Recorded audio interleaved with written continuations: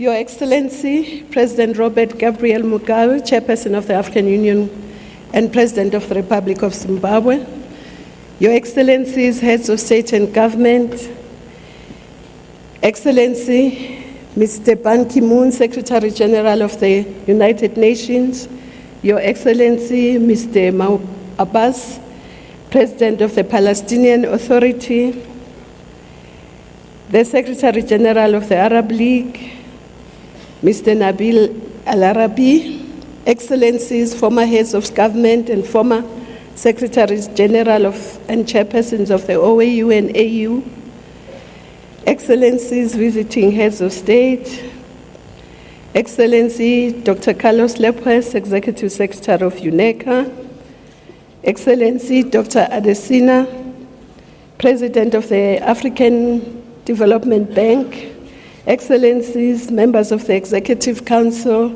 and other ministers, representatives of the AU organs, Deputy Chairperson Erastus Mwenja and fellow commissioners, visiting ministers, CEO of NEPAD Agency, Dr. Ibrahim Mayaki, Excellencies, heads of African Regional Economic Communities and African Union Specialized Representative and Liaison Offices, Excellencies, members of the Permanent Representative Committee, members of the Diplomatic Corps, distinguished guests, officials from Capital and from the AU, ladies and gentlemen, Karibuni.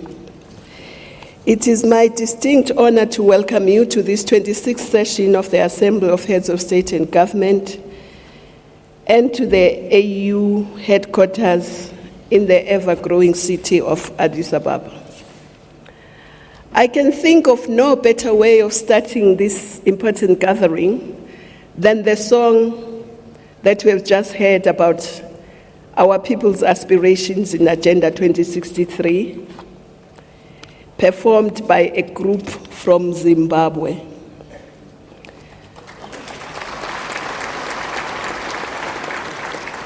Of course, they sum it up. I choose peace, you choose unity, he or she chooses prosperity, because we are Africans, one people, one voice, we are Africans. Indeed, it has been said that about Africans, when we mourn, we sing.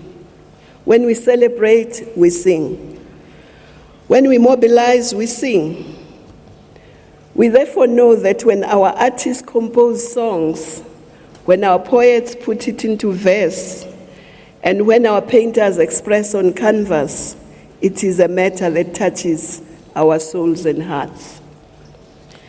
So we thank the group from Zimbabwe for capturing the essence of the transformation that is required, but we'll also like to encourage artists in all our countries to embrace Agenda 2063 as it is our individual and collective aspiration. Excellencies, Africa is very diverse in every respect. Artists throughout the ages have eulogized the great diversity of our beautiful continent. They painted the majestic mountains as they navigated the water masses of our lakes and wrote about the symphonies of our waterfalls. They sang about the mighty Congo River, meandering at some points and thundering through others, about the Nile, the Zambezi, the Limpopo, the Niger, and about the Atlantic and Indian Ocean, the Mediterranean Sea, and the Red Sea surrounding our shores. African people compose, perform, write, recite, and sing in over 1,000 languages. Our priests and imams, rabbis, and pastors pray for Africa, mindful of our common humanity.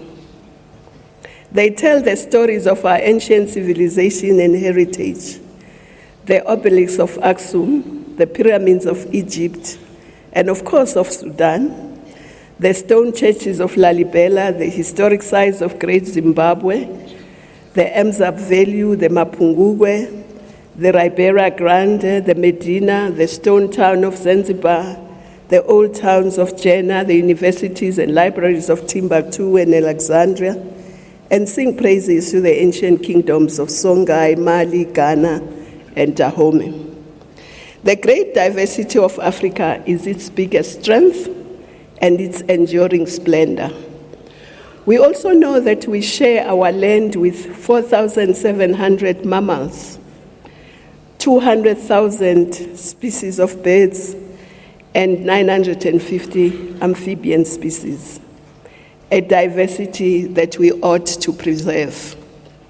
Deep in the bowels of our continent, African workers are slaving in the bauxite, industrial, diamonds, manganese, phosphate rock, platinum group metals, gold and zirconium mines, which represent the largest or second largest reserves of our important minerals. The miners of at least 16 countries are involved in extraction of precious metals, moreover 13 of them in diamonds, a further 6 in copper.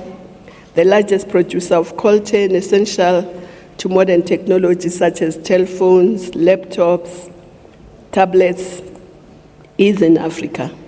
Many African countries extract iron ore, while the majority of iron deposits still lie dormant in other countries. In addition to the 36 countries, we are also home to the world's largest extraction of chrome, manganese, vanadium, vermiculite, and the second largest extractors of limonite, palladium, and rutile.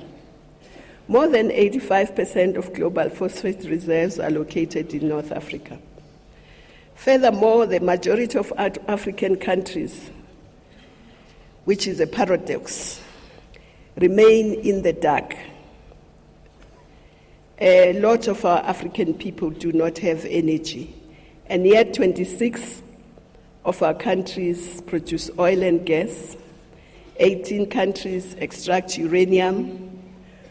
We also have an abundance of sun, wind, geothermal, and hydro to power renewable energies which are necessary for Africa's transformation.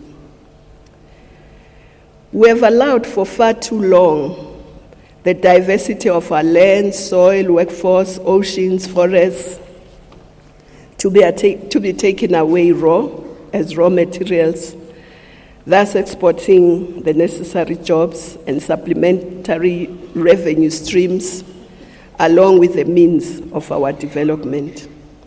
Excellencies, a few days ago, the Executive Council at a retreat in Mekelle, north of Ethiopia, discussed the rich diversities of our people, of our cultures, of the biodiversity, minerals, and natural resources. We came to the conclusion that indeed the Africa we have is rich. But the paradox is that the majority of African people are poor. We must therefore resolve this ironic paradox that deprives us from creating wealth and shared prosperity. Unlike other regions, Africa has the human and other resources to leapfrog development at a much faster pace. We must also utilize the splendor of our landscapes, our long coastlines, our beaches, mountains, lakes, wildlife, and heritage to expand domestic, African, and global tourism. We continue to welcome tourists from outside the continent, but for the over 1 billion Africans to visit Africa, we ask the heads of state to consider the proposed changes that the Executive Council will bring to make the free movement of Africans on our continent possible. In the climate change negotiations last year, Africa showed that it is also not indifferent to its responsibility to our planet. Even though we contribute the least to global emissions, and are most affected. We are leapfrogging to promote climate-smart agriculture, renewable energy, and to save our lakes, forests, oceans, and rivers, and to ensure against natural and other disasters through the African Risk Capacity Agency. Although the final commitments of climate deal fall short of what is required, we call on all African states to move more swiftly and to make sure that we indeed unlock the wealth of our nations. Through renewed commitment to the beloved continent, 50 years after the birth of the OAU, we reaffirmed our determination to build an integrated, prosperous, and peaceful Africa, driven and managed by its own citizens and representing a dynamic force in the international arena. By adopting Agenda 2063, we pledge to act to change the present and build the Africa we want. It is our generation's mission to ensure that we build a rich Africa with prosperous people. Excellencies, during 2016, as we celebrate the Year of Human Rights with particular focus on the rights of women and girls, we must therefore speed up transformation. We must continue to place our people and their basic human rights at the center of Agenda 2063. This includes our people's rights to education, to food, nutrition, to health, to safe water, sanitation, to jobs, right to energy, and a right to peace and a safe environment, and also to do away with extremism so that indeed they can reach their full potential. In addition to the rights to association, to free speech, freedom of the media, and to the protection from discrimination on any grounds. We are making progress on these, but very slowly. We must use 2016 as a platform to advance these human rights of all inhabitants of our continent in their full diversity as we work together to create the Africa we want.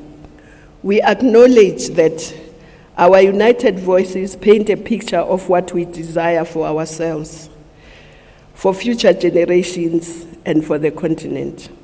The aspirations reflect the desire for shared prosperity and well-being, for unity and integration for the continent of free citizens and expanding horizons, where the full potential of women and youth are realized, with freedom from fear, disease, and want. It is indeed those ideals that are enshrined in Agenda 2063 that we need to translate into individual and collective action. As we reflect at this summit on how best to realize these aspirations of the African people, we how to resolve the paradox which foreign ministers deliberated about at their retreat. We need to ensure that the words of wisdom from one of our forebearers resonate with us and future generations. And I would like at this point to quote those words from Emperor Haile Selassie at the founding meeting of the OAU, when he said, "Throughout history, it has been the inaction of those who could have acted, the indifference of those who should have known better, the silence of the voices of justice when it mattered, that has made it possible for evil to triumph." Close quote. By adopting Agenda 2063, we raised our voices in unison to reclaim our past and claim our future.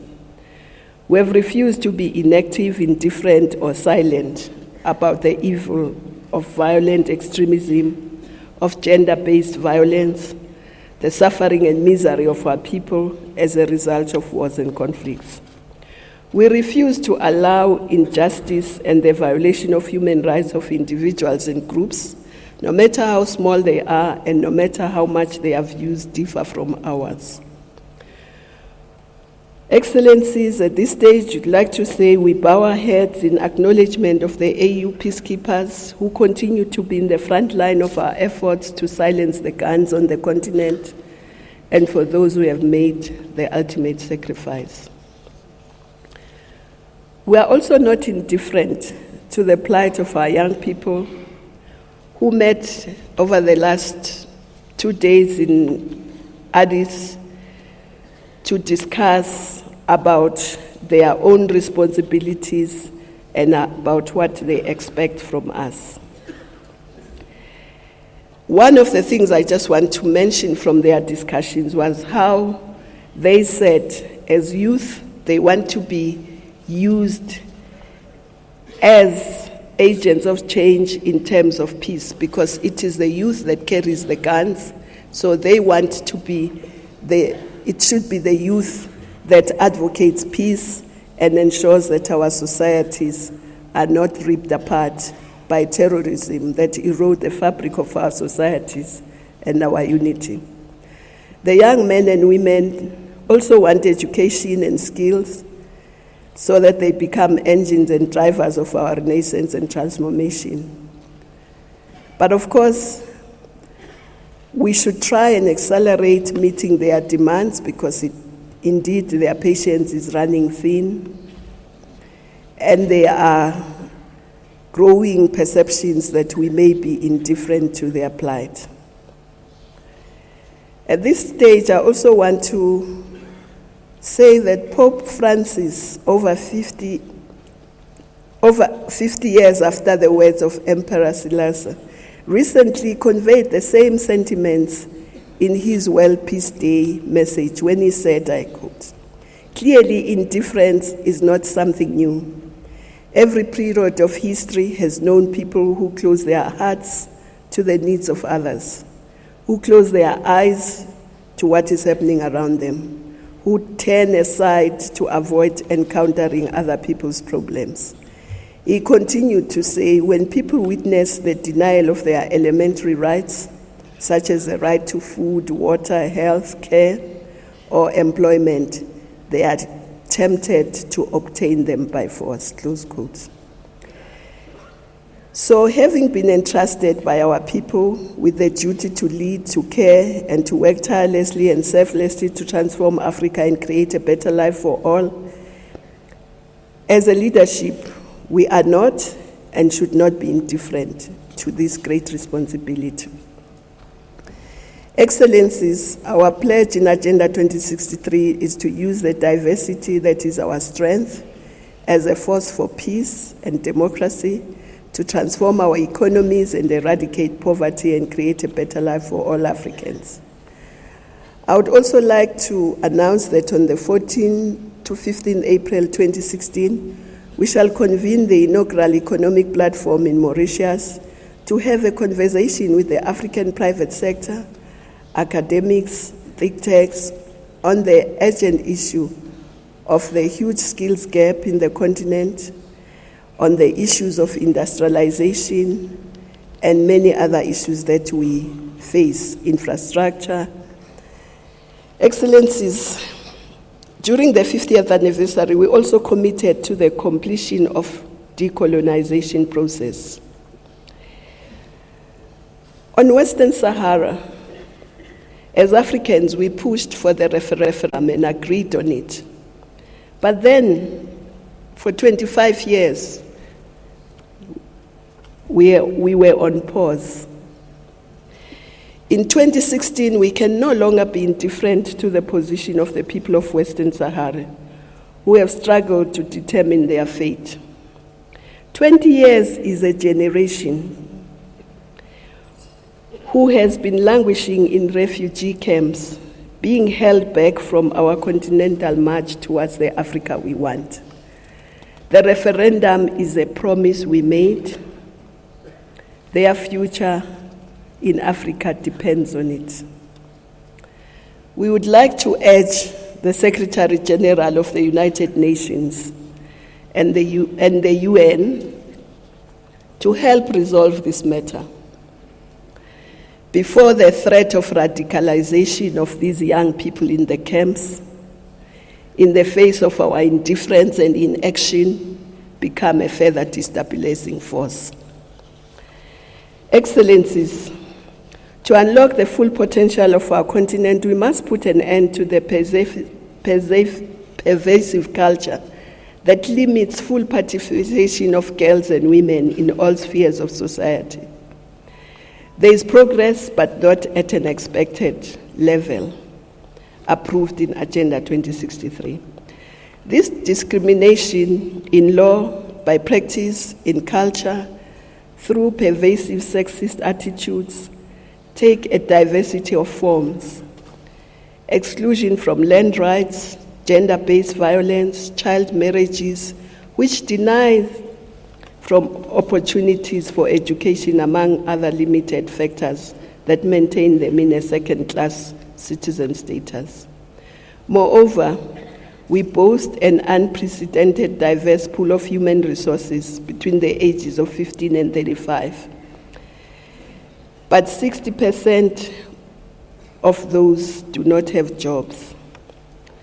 The skills revolution, so necessary in the realization of Agenda 2063, making agriculture and agribusiness attractive to young men and women, their involvement in manufacturing implies that we create the jobs and equip young people with the necessary skills required to transform our economies along the value chain of all our resources. Excellencies, let me use this opportunity to extend on behalf of the AU Commission a very special welcome to the heads of state and government who have been newly elected. His Excellency President Kabore of Burkina Faso and President Magufuli of Tanzania, as well as our congratulations to the heads of state that were elected, President Ouattara of Cote d'Ivoire and President Conte of Guinea, on their re-election since the last summit. I also would like to welcome our brother, Dr. Akinwumi Adesina, President of the African Development Bank, on the mantle of responsibility that he assumed for this very critical African institution. Before I conclude, let me thank the Chairperson of the Union, His Excellency Robert Gabriel Mugabe, for the excellent cooperation and guidance offered during his term in 2015, but also to extend our gratitude to his team, especially the Foreign Minister and the Ambassador, but also thank him for the political and history classes that punctuated our deliberations and that kept us engaged. So allow me now to conclude with a call to action from the only elected woman president on our continent, President Ellen Sirleaf Johnson, when she reminded us that the size of our dreams must always exceed our current capacity to achieve them. If your dreams don't scare you, they are not big enough, she said.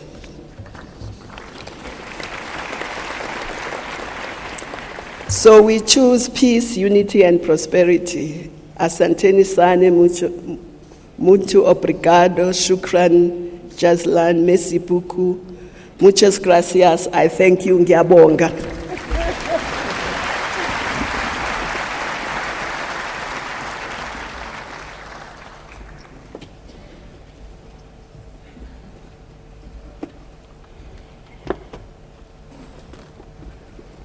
Nous vous remercions, Madame la Présidente. L'honneur me revient à présent d'inviter respectueusement